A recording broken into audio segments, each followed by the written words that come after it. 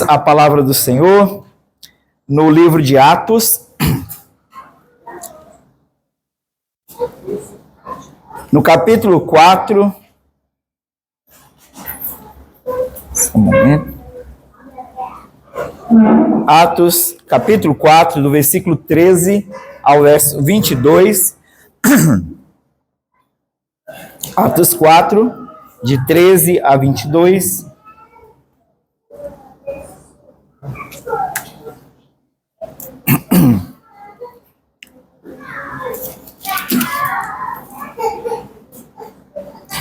Diz assim a santa palavra do nosso Deus. Ao verem a intrepidez de Pedro e João, sabendo que eram homens iletrados e incultos, admiraram-se e reconheceram que haviam eles estado com Jesus. Vendo com eles o homem que fora curado, não tinham que dizer em contrário, e mandando sair do sinédrio, consultavam entre si, dizendo: que faremos com estes homens? Pois, na verdade, é manifesto a todos os habitantes de Jerusalém que um sinal notório foi feito por eles, e não podemos negar. Mas, para que não haja maior divulgação entre o povo, ameacemo-los para não mais falarem neste nome a quem quer que seja. Chamando-os, ordenaram-lhes que absolutamente não falassem, nem ensinassem em o nome de Jesus. Mas Pedro e João lhes responderam: julgai se é justo diante de Deus ouvir-vos antes a vós outros do que a Deus. Pois nós não podemos deixar de falar das coisas que vimos e ouvimos. Depois, ameaçando-os mais ainda, os soltaram, não tendo achado como castigar por causa do povo, porque todos glorificavam a Deus pelo que acontecera. Ora, tinha mais de 40 anos aquele em quem se operara essa cura milagrosa. Vamos orar ao Senhor mais uma vez? Senhor nosso Deus, graças te damos, ó Pai, pela sua palavra. E agora pedimos, ó Deus, que o Senhor mais uma vez nos conceda a graça de compreender a verdade do Senhor e de aplicar essa verdade ao nosso viver diário, ó Pai. Ser gracioso para conosco, ó Deus, e nos abençoe. Ser propício a nós, ó Pai, porque carecemos da tua graça e da tua bondade. É a nossa oração, ó Deus bendito, no nome de Jesus. Amém e amém. Irmãos, nós temos lido pelas manhãs, no domingo de manhã, a confissão, lemos a história e também estamos lendo a confissão de Guanabara.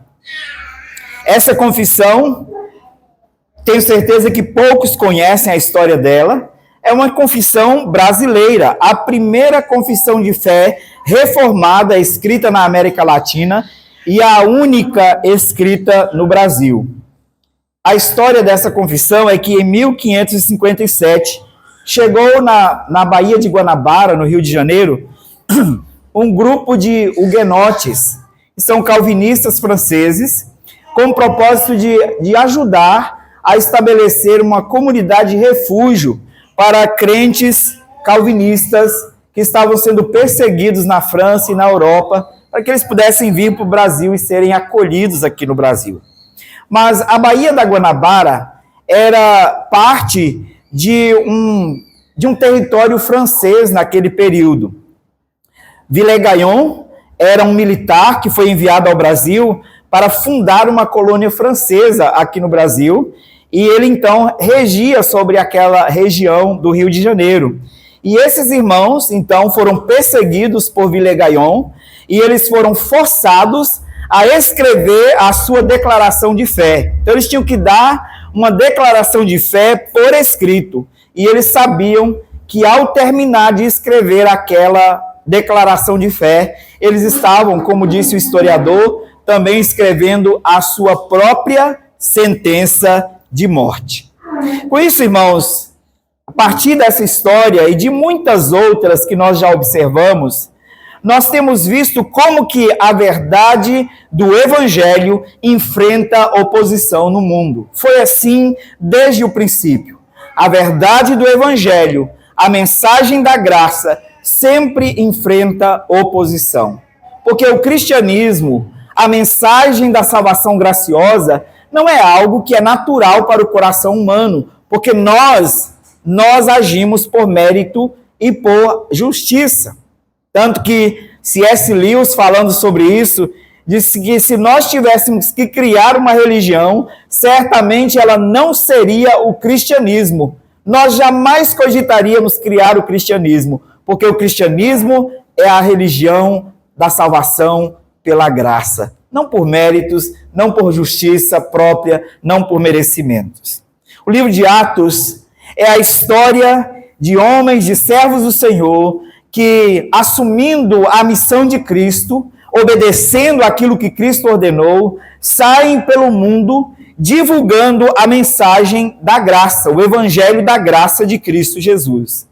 O livro de Atos registra essa história irresistível do Evangelho sob a direção poderosa do Espírito Santo, agindo nos corações de pecadores e impulsionando os apóstolos a pregarem a salvação por meio de Jesus Cristo somente, como nós lemos no verso 12 desse capítulo, e não a salvação em nenhum outro nome, senão no nome de Jesus Cristo. Após esse milagre do capítulo 3, um homem coxo que havia nascido nessa condição, aleijado, ele foi curado por intermédio do poder do Espírito Santo, pela instrumentalidade dos dois apóstolos, Pedro e João.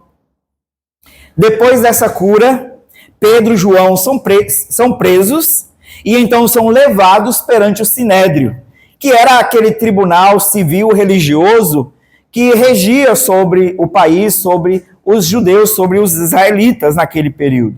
E era a mais alta corte religiosa e civil de Israel. Não havia nada mais alto do que o Sinédrio, formado por 71 homens, 71 juízes que julgavam as causas, especialmente a lei do Senhor, para ver se alguém havia quebrado a lei do Senhor e merecia condenação.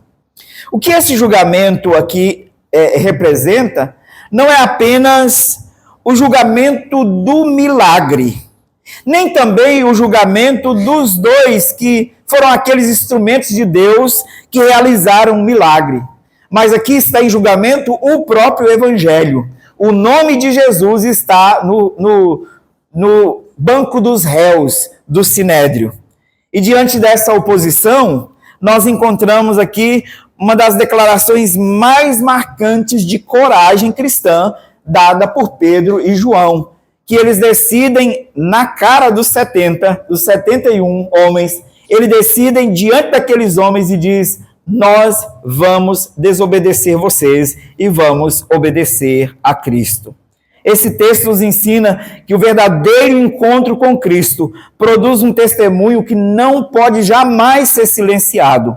Aqueles que foram verdadeiramente transformados por Cristo testemunham com coragem, sem temor, submetem a autoridade de Deus ao invés de submeter a autoridade dos homens, colocam o nome de Cristo acima dos seus próprios nomes, a vida e a obra de Cristo acima de suas próprias vidas, e perseveram, confiando na soberania divina, mesmo diante da oposição e diante do risco de perderem a própria vida. E aqui então nós temos algumas coisas que precisam ser observadas nesse texto.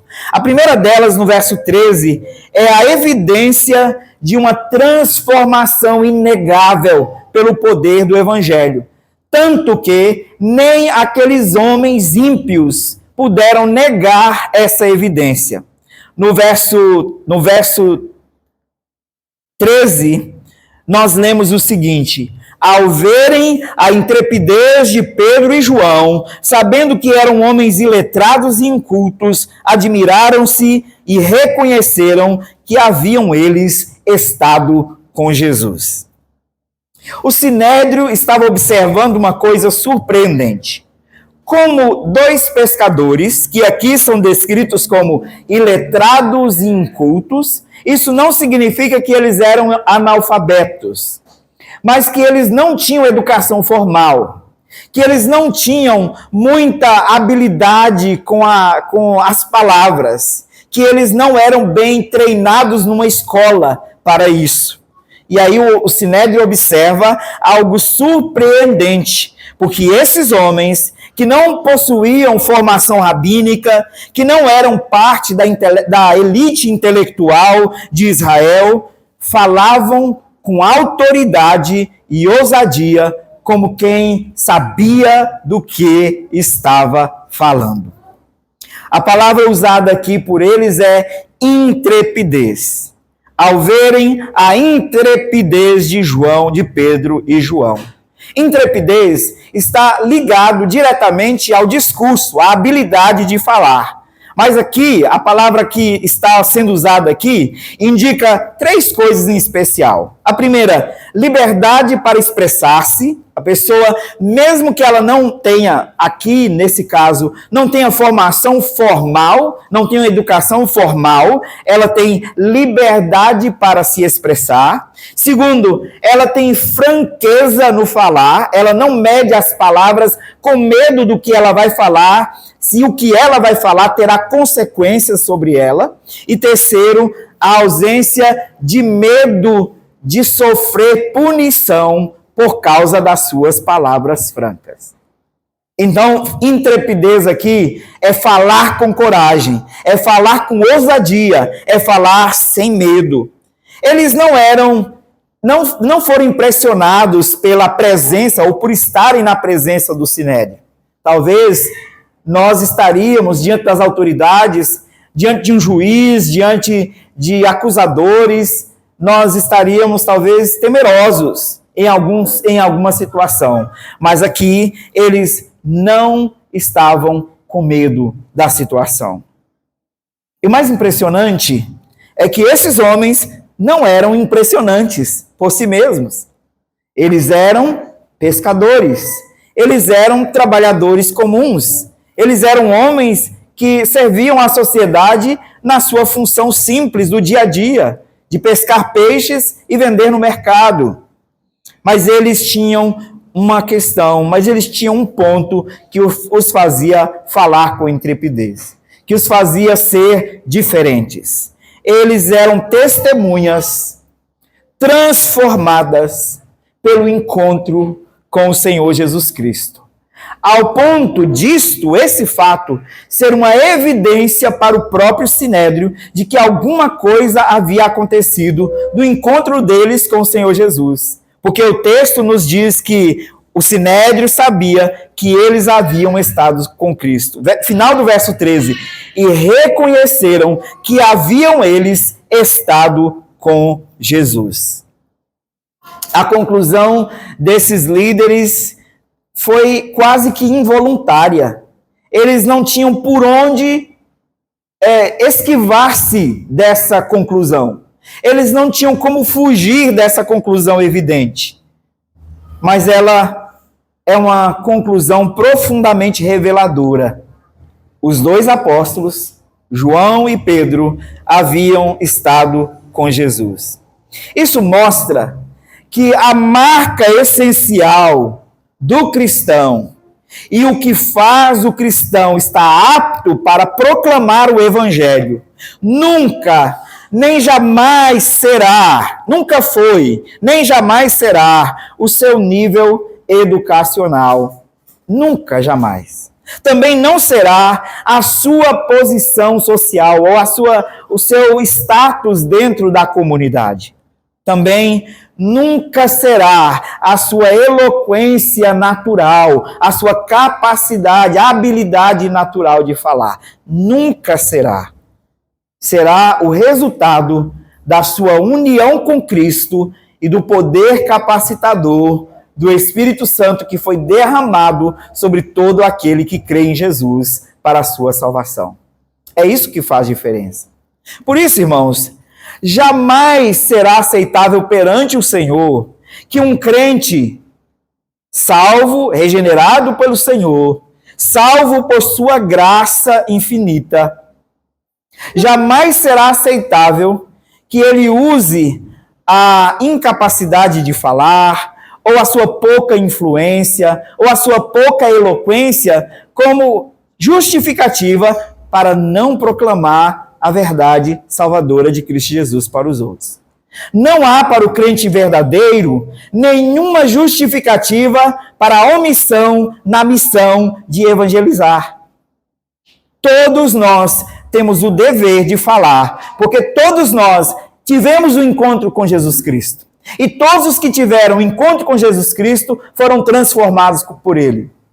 Todos quantos receberam o Senhor Jesus Cristo pela fé, receberam também o Espírito Santo da promessa. E todos quantos receberam o Espírito da promessa, receberam também o poder para proclamar, para falar, para testemunhar do Evangelho de Cristo Jesus.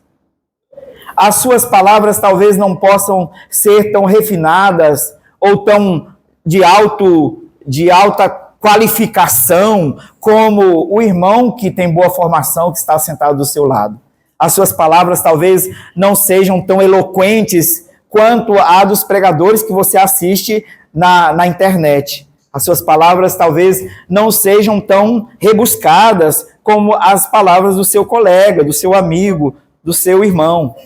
Mas você foi salvo pela mesma graça, você encontrou com o mesmo Jesus e você tem o mesmo Espírito Santo que concede o mesmo poder para dar testemunho de que Jesus Cristo é o único Salvador.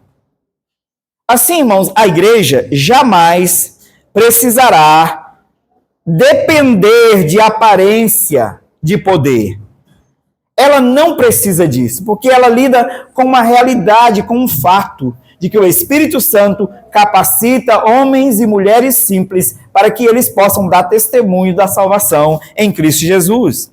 O mundo pode não compreender a nossa teologia, talvez. O mundo pode não entender a nossa doutrina, mas eles devem reconhecer que nós estivemos com Jesus.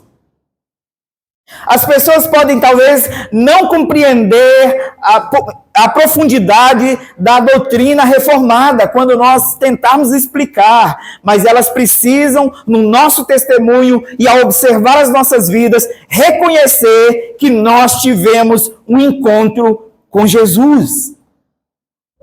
E isso é suficiente para que você possa dar testemunho da salvação em Cristo Jesus. Que só há salvação em Cristo Jesus.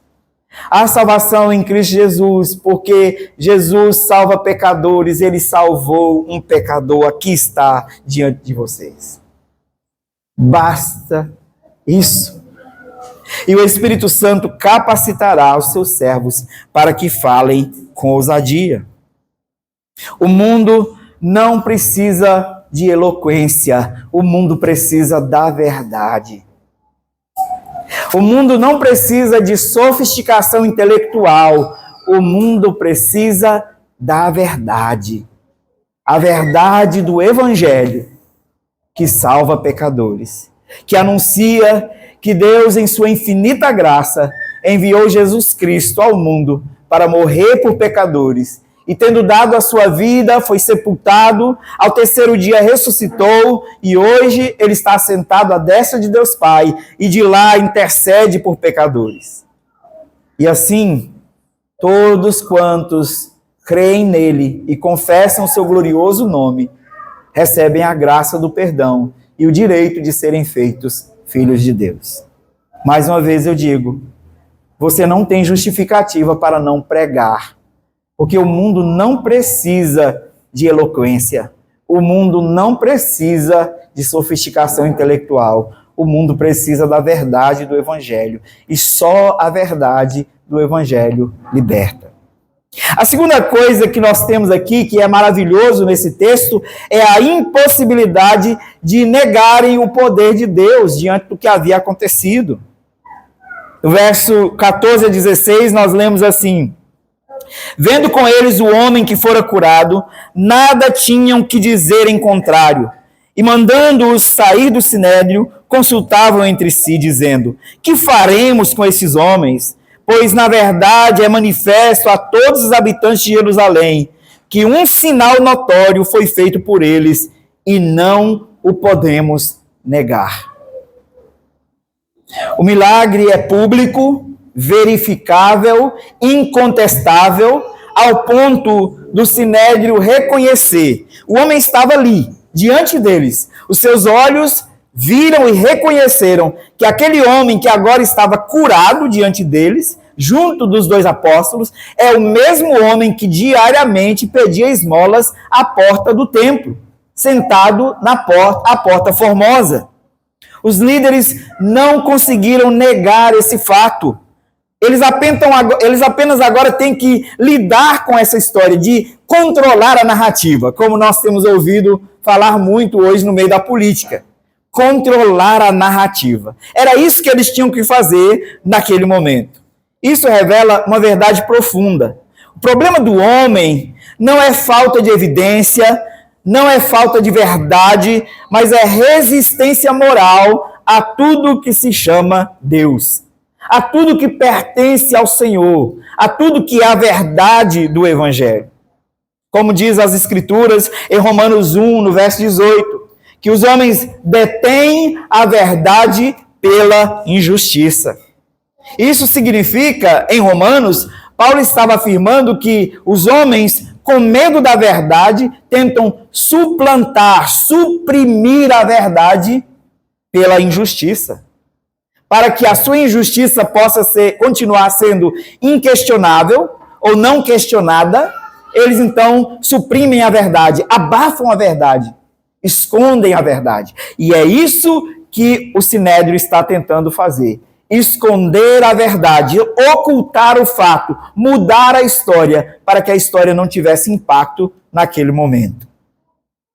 Eles tiveram que reconhecer que o milagre era manifesto a todos os habitantes de Jerusalém. E no final do verso 16, eles dizem assim: é notório o que foi feito por eles e nós não podemos negar. É notório o que foi feito por eles e nós não podemos negar. Mas veja o que acontece. Ainda que seja notório e que eles não possam negar, eles rejeitam. Rejeitam a verdade. Porque somente pode crer e aceitar a verdade do Evangelho aqueles que foram chamados eficazmente pelo Espírito Santo. Aqui nós temos um problema sério. Aqui não é somente oposição pela oposição. Não é somente hostilidade direta aos discípulos, aos apóstolos e ao Evangelho. Mas a sua hostilidade representa, denuncia a incredulidade dos seus corações. Eles tinham evidências, eles tinham fatos, eles tinham notório diante dos seus olhos tudo o que se precisava ter para crer que Jesus era poderoso. Mas eles negaram e tentaram omitir a história, ou controlar a história de modo que ela não fosse divulgada. Assim, meus irmãos, a gente pode concluir que incredulidade não nasce da falta de luz. A incredulidade é a rejeição da luz. Não nasce da falta de verdade e de fatos, mas é a rejeição da verdade e dos fatos. E é mais do que isso. A incredulidade não é falta de luz. Não nasce simplesmente da falta de luz, mas ela nasce do amor pelas trevas. E eles tinham a luz diante dos seus olhos, tinham evidências diante dos seus olhos, mas eles amaram as trevas e por isso quiseram ocultar a verdade. João fala isso 2 capítulos, aliás, no terceiro capítulo de João, João fala sobre isso no verso 19, quando ele tem aquela conversa com Nicodemos. Ele diz assim: o julgamento é este, que a luz veio ao mundo e os homens amaram mais as trevas do que a luz, porque as suas obras eram más. É exatamente isso que o Sinédrio está fazendo. Amaram mais as trevas do que a luz de Cristo, porque eram más as suas obras. Por isso perseguiam a igreja de Cristo. Mas aqui nós somos chamados também. Nós somos desafiados também com relação à incredulidade.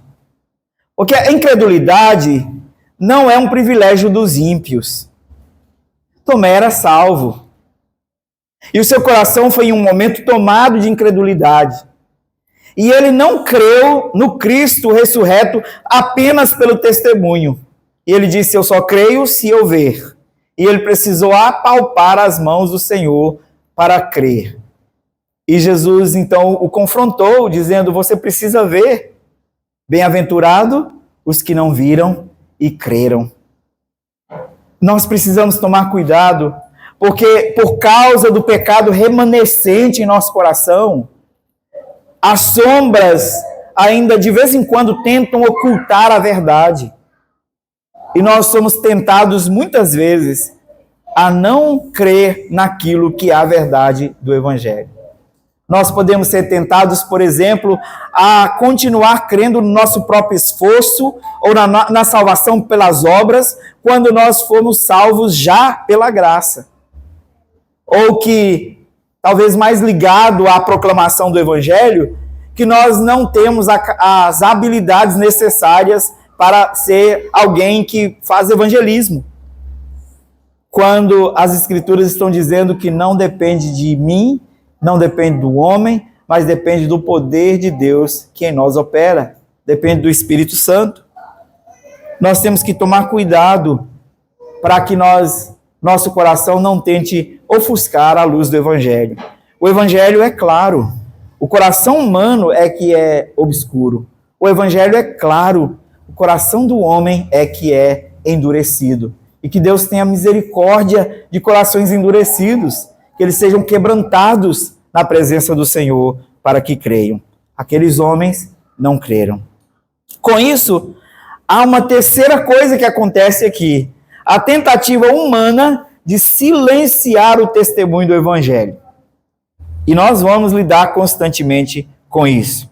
Versos 17 e 18 dizem assim, mas para que não haja maior divulgação entre o povo, ameacemo-los para não mais falarem neste nome a quem quer que seja.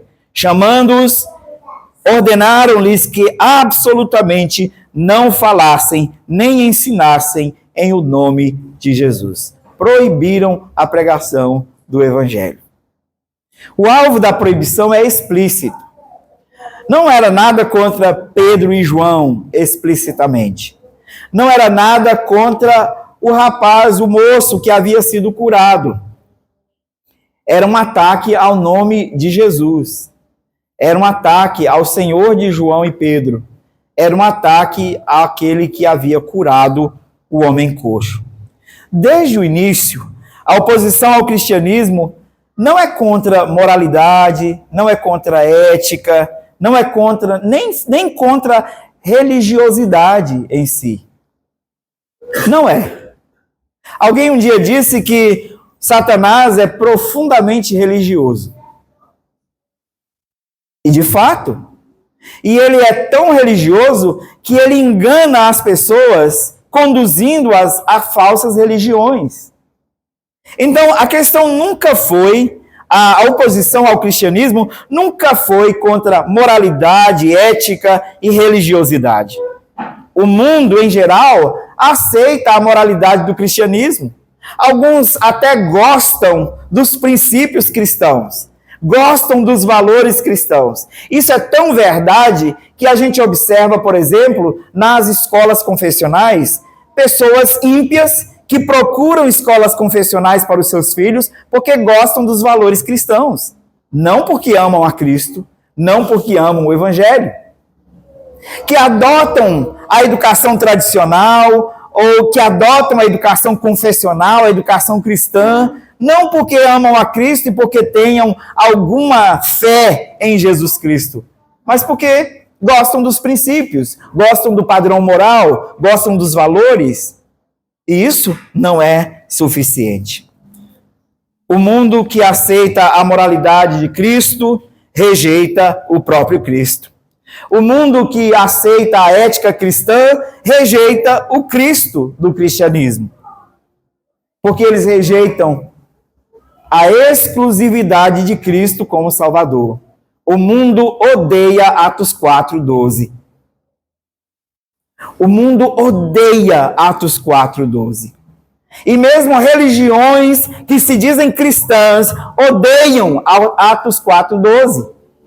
Porque Atos 4:12 nos diz assim: e não há salvação em nenhum outro, porque abaixo do céu não existe nenhum outro nome dado entre os homens pelo qual importa que sejamos salvos. A salvação é somente pelo nome de Jesus, e não há outro nome. O Sinédrio usa a sua autoridade institucional para intimidar os apóstolos.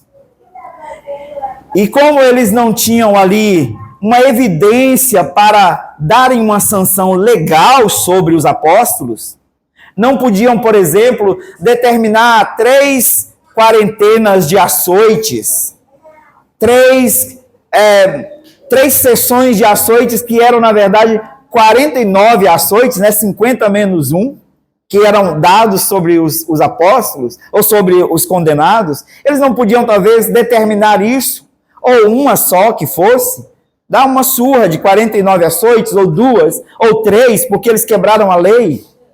Até agora não tinham base legal para fazer isso. Também não tinha base legal para determinar que eles fossem presos naquele momento. E pelo menos estavam tentando agir dentro da legalidade.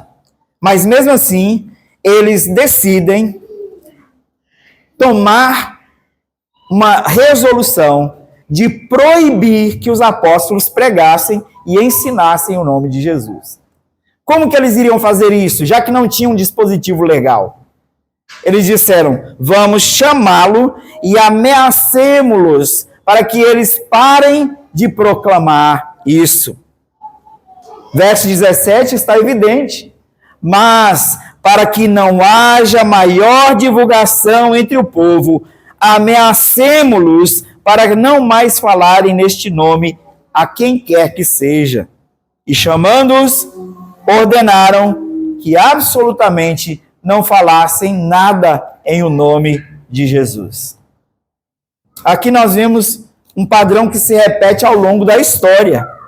Quando não se pode refutar a verdade, tentam suprimi-la, tentam abafá-la, tentam ameaçar a igreja para que ela possa parar de falar a verdade.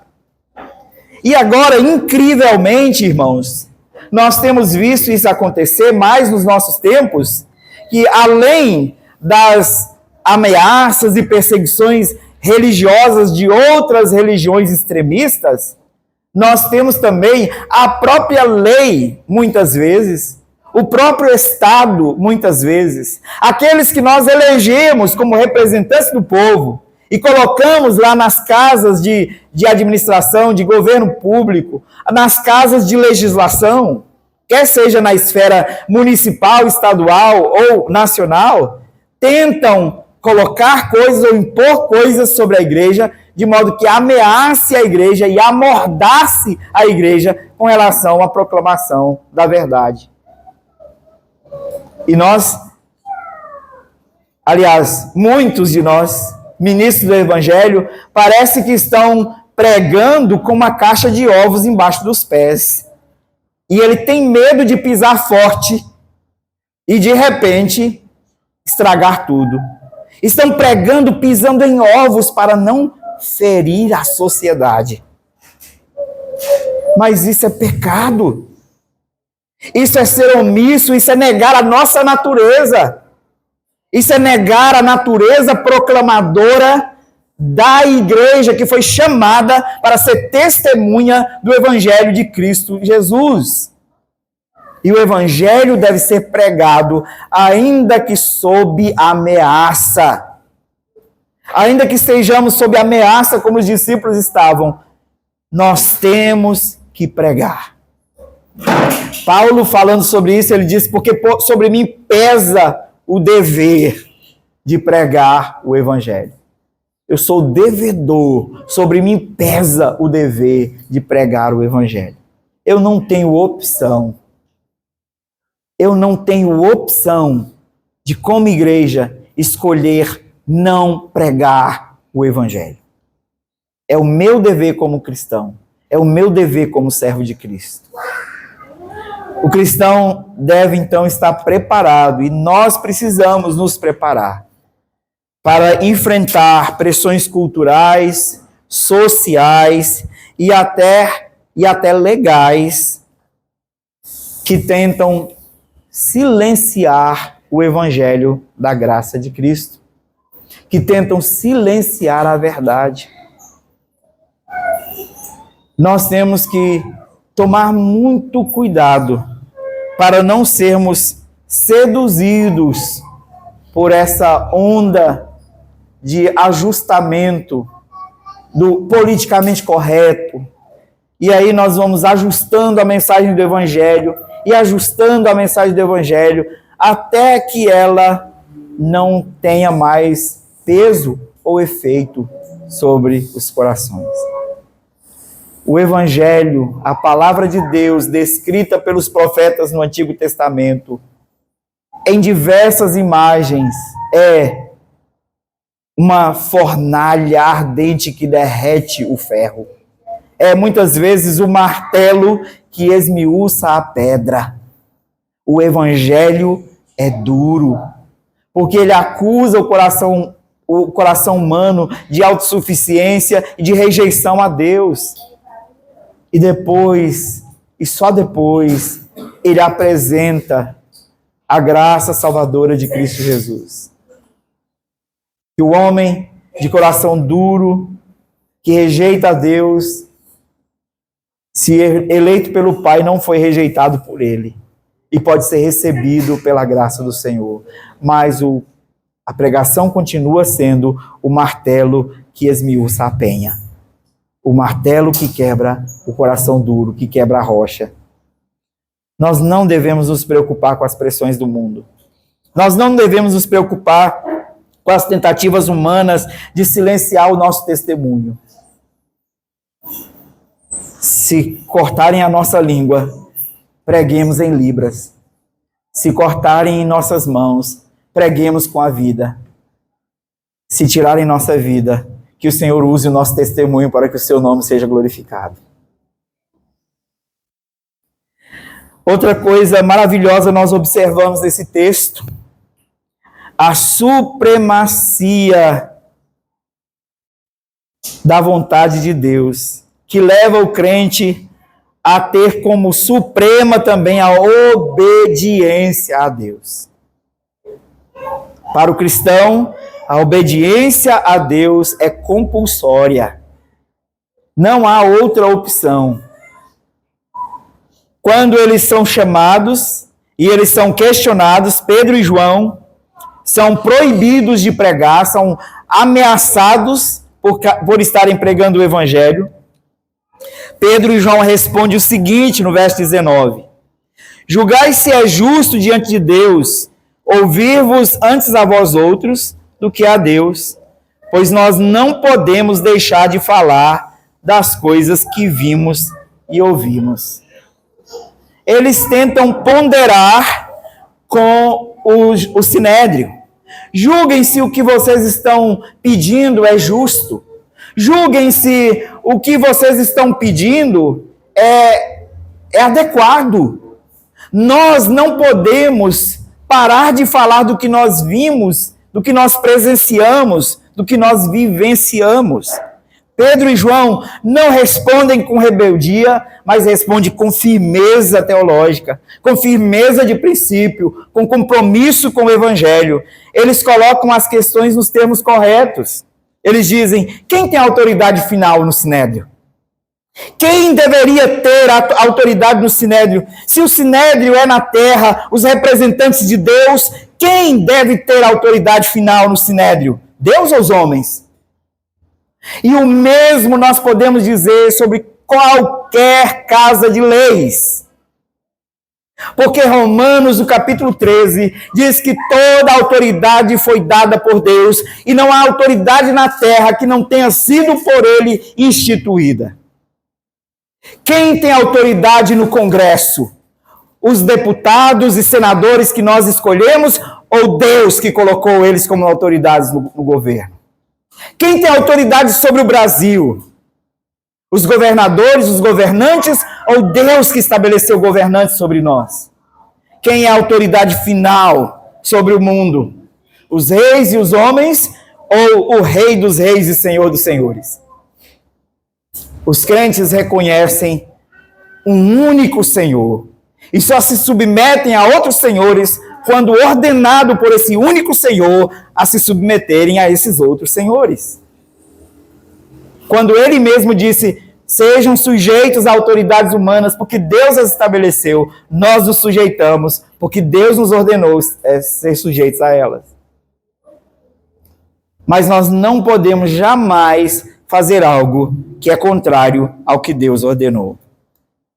A resposta de Pedro e João é óbvia para homens que foram transformados pelo encontro com o Senhor Jesus. O que eles respondem? Nós não podemos deixar de falar. Não podemos. Isso não é apenas coragem. É necessidade espiritual. Eu preciso ser obediente. Não é nem coragem. É necessidade de sobrevivência. Eu preciso obedecer a Deus. Obedecer a Deus é a coisa mais importante que eu possa fazer.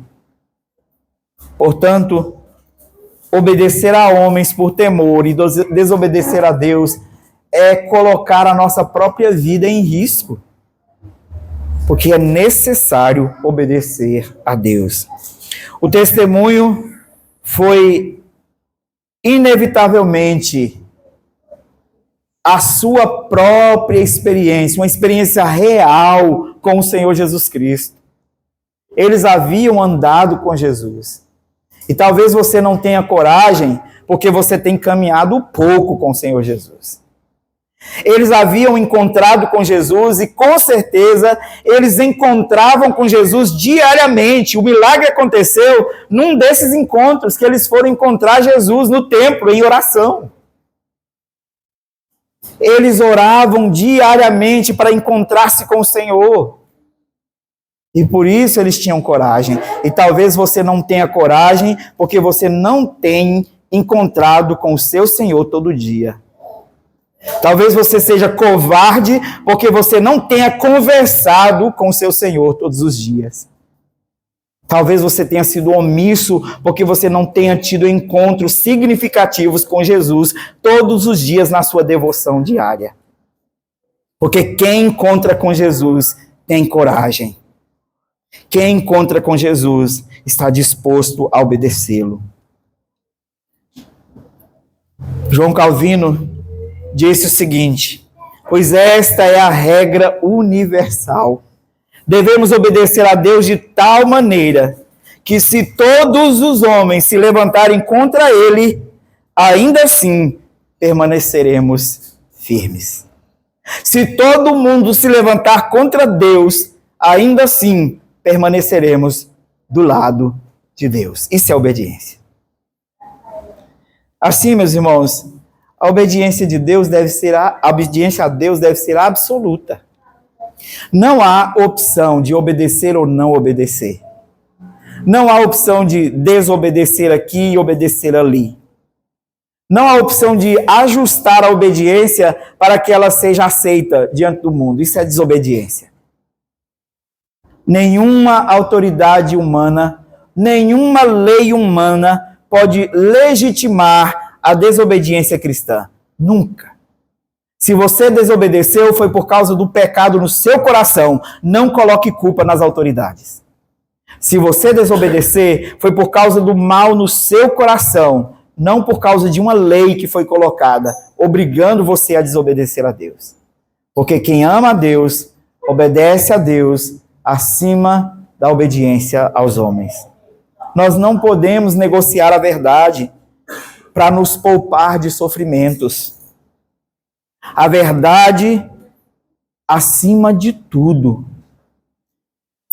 Deus deve ser o primeiro e o último que nós desejamos obedecer. Toda a nossa obediência deve ser dedicada a Ele. E nós não podemos tentar nos poupar de sofrimentos desobedecendo ao que Ele nos ordenou. E os apóstolos não fizeram isso. Eles sabiam que eles estavam colocando, se não a vida, pelo menos a pele deles em risco. Se não a vida, pelo menos o couro em risco. Porque eles corriam o risco de apanhar por causa do Evangelho. Mas aqui a gente vê, por último, algo maravilhoso ainda acontecer. A impotência dos opositores diante da soberania divina. No verso 21 a 22 diz assim: depois, ameaçando-os ainda mais, os soltaram, não tendo achado como os castigar por causa do povo, porque todos glorificavam a Deus pelo que acontecera. Ora, tinha mais de 40 anos aquele em quem se operara essa cura milagrosa. Eles disseram: nós não temos o que fazer. Não acharam um motivo ou um meio de castigá-los. Apesar das ameaças, o Sinédrio não conseguiu agir como eles gostariam de agir. Por quê? O milagre era inevitável. O povo respondia, glorificando a Deus. E o homem curado era conhecido nos dois estágios. Ele tinha mais de 40 anos. Teve um dia que eu chamei ele de jovem, né? Mas ele tinha mais de 40 anos. E mais de 40 anos naquela condição, porque ele nasceu aleijado ele nasceu aleijado, ele era coxo de nascença. Então todos ali, como era a prática diária dele, pedir esmolas na Porta Formosa, todos que frequentavam o templo conheciam aquele rosto. E agora o viram entrando no templo no dia anterior, saltando, pulando e louvando a Deus. E agora, no dia seguinte, estava ele lá novamente. No momento do julgamento de Pedro e João, estava lá o homem curado, novamente diante deles. Não tinha como esconder a evidência. Deus, em sua providência, escancarou o testemunho dos apóstolos diante da sociedade. E assim ele restringiu a ação dos ímpios, pelo menos temporariamente. Nós vamos ver que as coisas vão se complicar para frente. Mas pelo menos temporariamente, Deus restringiu a ação dos ímpios. Isso confirma o ensino das Escrituras, que Deus é soberano sobre todas as coisas. Isso confirma o ensino das Escrituras, que o coração do rei é como ribeiro de águas nas mãos do Senhor. Ele o inclina para onde ele quer. Provérbios 21, verso 1. Assim, meus irmãos, a igreja não precisa, nem depende da permissão do mundo para existir ou para proclamar o Evangelho. Deus é o rei, ele ordenou e ele governa todas as circunstâncias. Se é da sua vontade que a nossa vida seja tirada para que o nome dele seja exaltado, que assim seja. Se é necessário que sejamos humilhados para que ele seja exaltado, que assim seja. Se é necessário que o mundo seja hostil contra nós, nos rejeite para que os seus eleitos conheçam a salvação e cheguem até ele, que assim seja.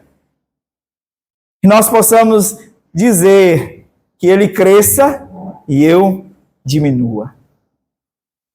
Que ele seja exaltado e eu seja humilhado, mas que a glória seja dada a ele.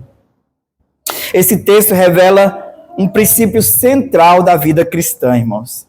Quem realmente esteve com Cristo não pode ser silenciado. Se você de fato teve um encontro com Cristo, ninguém pode te calar. Se você teve um encontro com Jesus, você deve proclamar a salvação em Cristo Jesus. Pedro e João eram simples, mas foram ousados pelo Espírito Santo. Eles eram sem prestígios, mas eles eram cheios do poder, da graça do Espírito Santo de Deus. Eles foram ameaçados, mas permaneceram inabaláveis, porque eles haviam tido um encontro com Jesus. Eles haviam estado com o Senhor Jesus. Vocês devem se lembrar do desfecho da história da confissão de fé da Guanabara. Mas, especialmente, eu queria ler o desfecho, o final da confissão de fé. O que aqueles homens declaram? 4 que escreveram essa confissão. Eles disseram: esta é a resposta que damos aos artigos por vós enviados, segundo a medida da porção da fé que Deus nos deu, suplicando que lhe praza fazer que em nós não seja morta, antes produza frutos dignos de seus filhos, e assim, fazendo-os crescer e perseverar nela, lhe rendamos graças e louvores para sempre. Assim seja. Ao escreverem a confissão, eles estavam produzindo provas contra si mesmos. Eles estavam escrevendo o documento que Vilegaion precisava para condená-los à morte.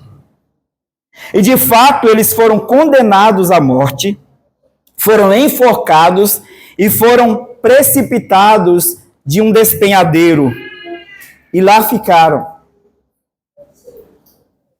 Por causa da sua fé, porque creram e defenderam a verdade do Evangelho. Veja, irmãos, esses irmãos, assim como Pedro e João, produziram provas contra si mesmos. E quando foram questionados, eles não negaram a sua fé. Tem uma pergunta intrigante que não sei quem disse, não sabemos de fato quem é o autor, mas a pergunta é a seguinte: se você fosse acusado de ser cristão, haveria provas suficientes contra você? Se você fosse acusado de ser cristão, haveria provas suficientes contra você? Ou talvez você seria o caso de alguns dizerem: não, esse aí nem é crente. Vai na igreja, mas não tem testemunho não. Pelo que eu vejo fazer, não é crente não. Ou você tem provas suficientes para te condenar como servo de Cristo? Você é fiel, temente a Deus, comprometido com o Evangelho? Ou você não tem provas suficientes? Se você tivesse a oportunidade se você fosse preso por causa do Evangelho, e você tivesse a oportunidade de se defender, você faria uma defesa de si mesmo, ou você se levantaria em defesa do Evangelho? Pedro e João tiveram a oportunidade. E talvez eles pudessem dizer: não, nós queremos nos defender, nós fizemos no impulso. Porque nós vimos Jesus fazer e ele nos mandou fazer, a gente fez no impulso, mas a gente promete que a gente não faz mais. Talvez eles teriam poupado as suas vidas, poupado de sofrimentos, mas eles não seriam fiéis. Você faria o quê? Você defenderia a si mesmo ou o Evangelho? Você defenderia a sua honra ou a honra de Cristo? Você defenderia a sua própria vida ou a glória da cruz? O que você faria? Nós devemos, nesse momento, irmãos, examinar as nossas vidas. Há evidências claras de que nós tivemos um encontro com Jesus? Há evidências claras de que nós pertencemos a Ele? Ao ponto de, quando se levantarem hostis no mundo, seja fácil deles nos identificar e nos prender? Tem prova suficiente de que somos crentes? A segunda coisa, não tema a oposição, irmãos. Ela é parte do chamado cristão. Ela é parte da vida cristã. Não tema a hostilidade do mundo. Terceira coisa, comprometa-se com a verdade, mesmo que ela implique perseguição, sofrimento e até morte. Mas comprometa-se com a verdade. Confie na soberania de Deus. Ele governa até os que se opõem ao Evangelho. Seja firme. Confie no Senhor e persevere. Proclame o Evangelho de Cristo Jesus. Amém. Vamos orar? Senhor nosso Deus, graças te damos